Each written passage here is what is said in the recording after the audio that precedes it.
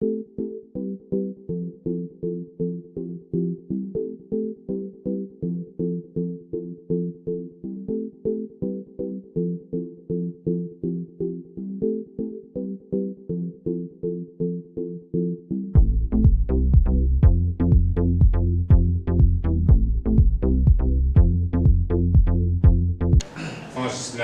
le staff l'accompagne aujourd'hui.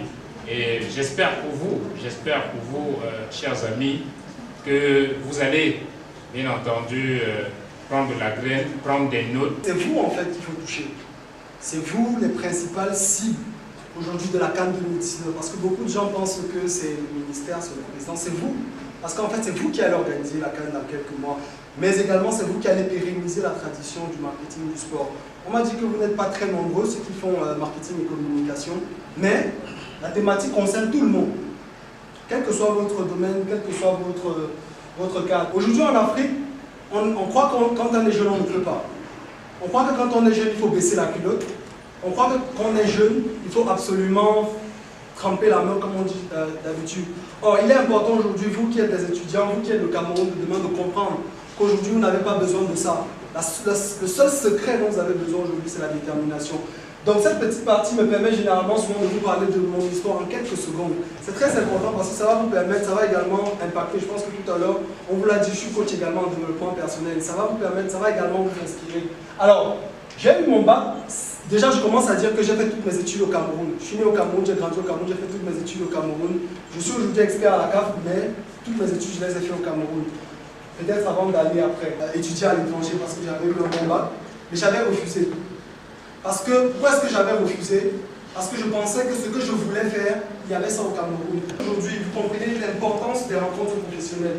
Ça veut dire quoi? Étant à l'ESTIC, j'ai côtoyé énormément le monde professionnel. Étant à l'ESTIC, j'étais chroniqueur dans une émission qui s'appelle même encore Dimanche des Lions qui passe sur Vision 4. Étant à l'ESTIC, j'étais chroniqueur à Vox Africa, au poste national, à Certilicent. Étant à l'ESTIC, j'ai fait un stage au ministère des Finances, au ministère de la Jeunesse et à la Fondation Roger Mila. J'étais à l'ESTIC. Donc vous devez comprendre que ce n'est pas quand vous allez sortir de l'ESTIC que vous allez commencer à chercher le travail, ou chercher les opportunités. Vous cherchez les opportunités quand vous êtes encore sur les bancs. Et ce qui fait en sorte que, lorsque j'ai soutenu à l'ESTIC, j'ai soutenu un vendredi. Le lundi, j'ai passé un entretien d'embauche. Le mardi, j'étais responsable de la communication d'une entreprise qui s'appelle ACNS, qui fabrique des préservatifs. Si vous n'utilisez pas encore ça, je suis fier de vous. Déjà ma licence et tout, j'ai décidé de repartir à l'école. J'ai fait le concours de lyrique, Dieu merci, j'ai réussi. Et à lyrique, j'ai fait marketing international. Mais après lyrique, je me suis posé une question. Qu'est-ce qu'il faut faire? Et ça, c'est la deuxième chose que je viens vous apprendre aujourd'hui. Posez-vous la question, quelle est ma passion? Parce que vous devez transformer votre passion en argent, en cap, ce que vous voulez. Parce que tant que vous n'avez pas la capacité de transformer votre passion en argent, vous n'avez pas encore commencé votre vie. Moi, ma passion, c'était le sport. J'aime le sport. Depuis, je suis fan de sport.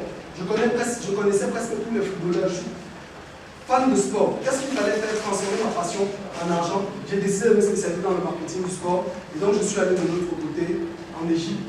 J'ai fait quelques modules à l'université du Caire et j'ai fait un stage de perfectionnement à la CAF. Ce n'était pas facile, croyez-moi. Ça n'a pas été facile d'y aller. Parce que la CAF n'avait jamais pris un stagiaire là-bas avant. Et même après, la CAF n'a plus jamais pris de stagiaire. Mais c'est beaucoup de détermination.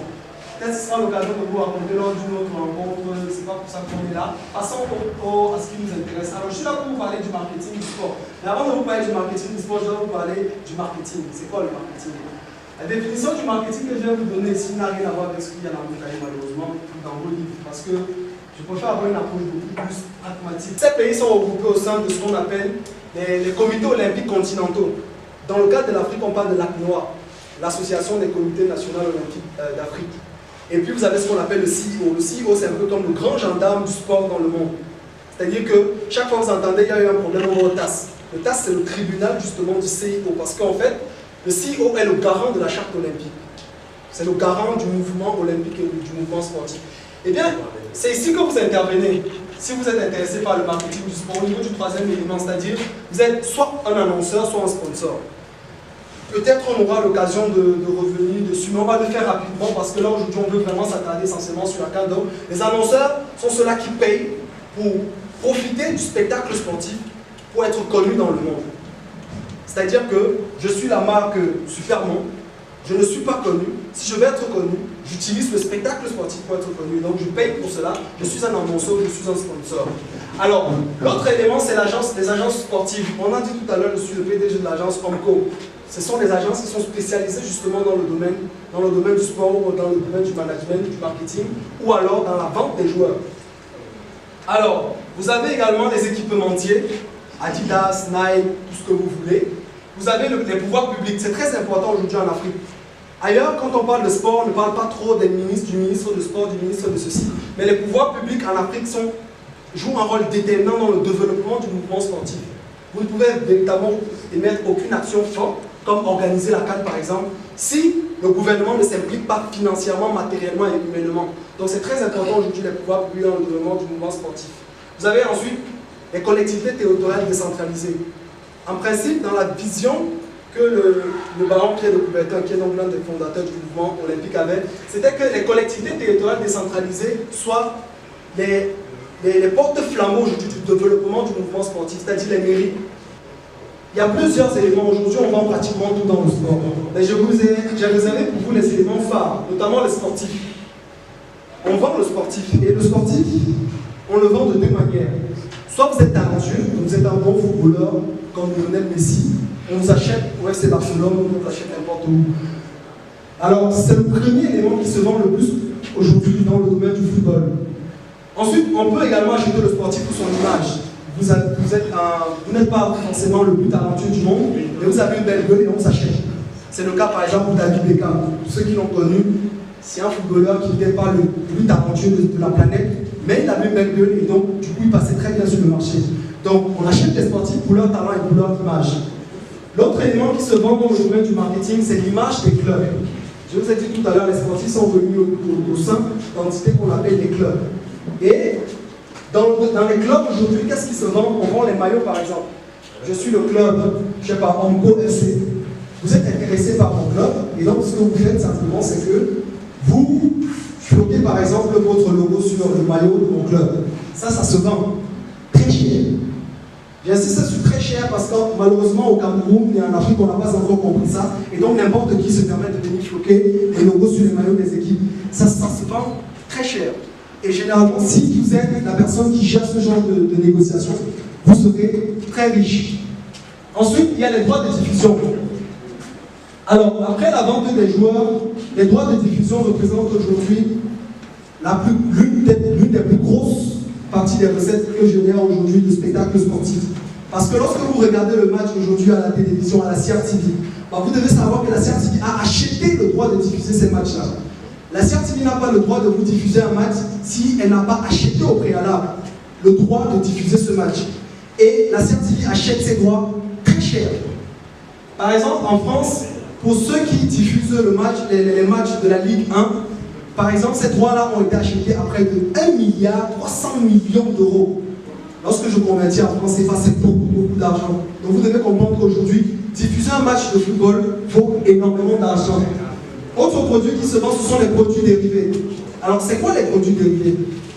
Un produit dérivé aujourd'hui, ce sont des produits qui n'appartiennent pas directement au spectacle, mais qui ont vu le jour grâce à ce spectacle-là. Par exemple, le maillot de Neymar. Dans le stade, le maillot que Neymar porte n'est pas le même que vous allez trouver à la boutique. Par contre, ce maillot qui est à la boutique se vend énormément cher. Et si Neymar n'était pas un bon footballeur, ce maillot ne devrait pas coûter cher.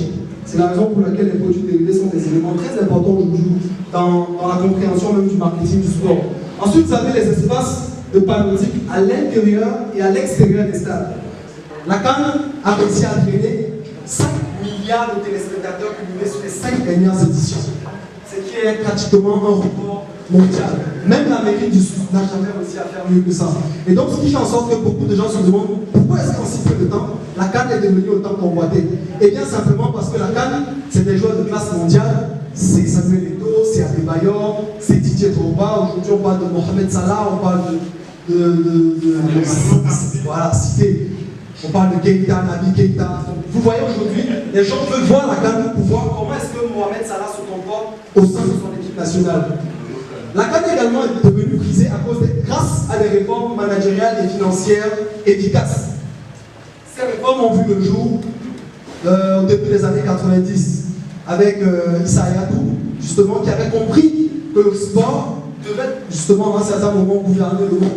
Et donc, très vite, il avait mis un certain nombre de réformes qui ont permis justement au football africain d'être aujourd'hui très loin. Ce qui fait que la CAF est la troisième confédération de football dans le monde. La troisième confédération de football dans le monde.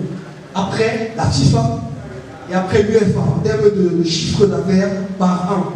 Très important aujourd'hui, partout dans le monde, aucune organisation sportive ne gère elle-même ses droits marketing et ses droits télé. Et donc la CAF l'a compris depuis 1994. Et l'agence qui gérait cela s'appelait Damon. C'est une agence française. Damon a fait faillite. Ensuite, la CAF a travaillé avec Sportfy. Et la Gardère reverse à la CAF 1 milliard de dollars. 1 milliard de dollars. Ce qui fait dans les 500 milliards de francs CFA.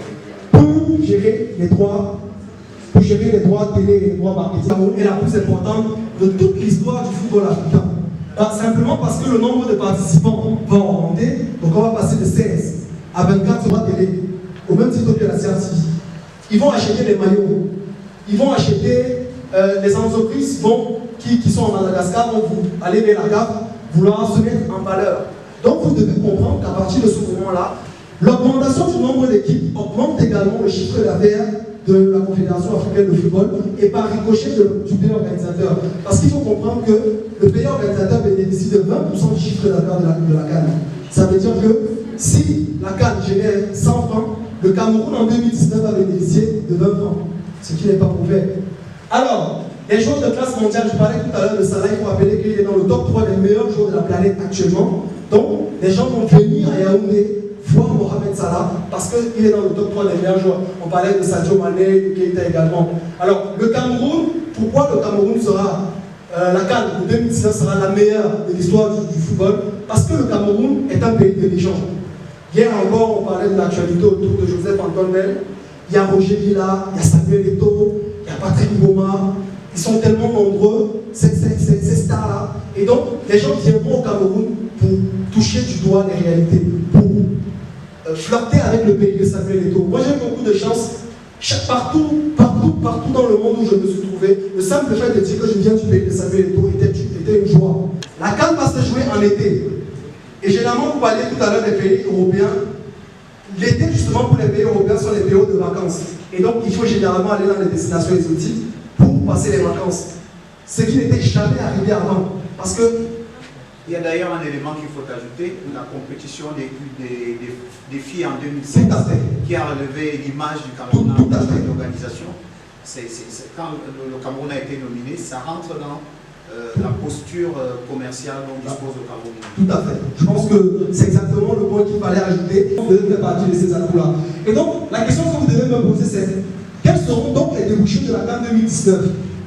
Bien évidemment, vous avez des millions de supporters et de touristes qui viendront au Cameroun. Parce que 24 délégations, c'est minimum 24 000 personnes qui viendront minimum. Plus les touristes, le ministère des touristes attend 1 million de personnes pendant cette période-là, c'est-à-dire la période de mai à août. Et moi, j'irai même plus loin. Parce que comme je l'ai dit tout à l'heure, la compétition va se jouer en été, donc on pourrait même espérer 1,5 million à 2 millions de touristes pendant cette période-là. Vous avez des opportunités d'affaires big to big. Il y a plein d'entreprises qui viendront au Cameroun voir est-ce que c'est une terre où je peux investir? Est-ce que c'est une terre où je peux créer mon entreprise? Et ces entreprises-là, justement, par exemple, des marques comme pour moi, n'ont pas de boutique au Cameroun, pourtant ils sponsorisent des lions et comptables. Ces marques-là aimeraient aussi avoir des boutiques au Cameroun. Mais qui va gérer ces boutiques? Il n'y a pas la compétence. Il n'y a pas de personnes qui comprennent le marketing du sport aujourd'hui. Et la CAN 2019, justement, sera l'occasion pour moi de venir voir comment les Camerounais aiment le football. Et donc, ce sont des opportunités d'affaires. Il y a également la valeur ajoutée en termes de mécanisme de production. Vous allez remarquer quand même qu'il y a eu une légère amélioration entre la CRTV et la création du signal de la CAN 2016. Cette expertise-là a permis justement à la CRTV désormais de montrer quand même les matchs avec les ralentis. Parce qu'avant, il n'y en avait même pas du tout. Mais aujourd'hui, on a quand même des ralentis. Donc ça veut dire que la CAN 2019, qui nécessite beaucoup plus en termes de standards en matière de production va permettre à la CRTV d'être encore plus aguerrie parce que c'est le temple même du spectacle sportif. Et bien évidemment, meilleure image du Cameroun et de la destination Cameroun sur le plan international, c'est une bonne meilleure image pour notre gouvernement, meilleure image pour notre président. Voilà. Et en 2015, le Maroc n'a pas pu organiser et la Guinée équatoriale a fait. Ça a davantage amené les gens à comprendre que la Guinée équatoriale était un bon pays qui respecte les droits de l'homme, qui est parfait, qui a des autoroutes. Et c'est ça qui va nous rapporter également la CAN 2019. Parce que je vous l'ai dit, on aura la meilleure CAN de toute l'histoire du football africain. Donc, maintenant, pourquoi il est nécessaire aujourd'hui pour vous les étudiants de vous spécialiser dans le domaine du management et du marketing du sport? Simplement parce que c'est la plus grande activité génératrice de revenus. C'est important pour vous aujourd'hui de vous spécialiser. Après l'ISTI, vous allez avoir une licence, un master, je ne sais pas moi quoi. Il est important pour vous aujourd'hui de vous spécialiser dans quelque chose. Et le marketing du sport aujourd'hui est une opportunité idéale pour chacun d'entre vous, filles comme garçons. Alors, recrutement des multinationales, je vous disais tout à l'heure, des profils spécialisés. Aujourd'hui, vous avez entendu parler du contrat qui existe aujourd'hui entre la Ligue professionnelle de football et MTN. Qui connaît? Qui a entendu parler? Est-ce que vous avez entendu que MTN veut se retirer de ce partenariat-là? Qui a entendu? MTN veut se retirer de ce partenariat simplement parce que MTN n'a pas réussi à générer des sous grâce à ce partenariat.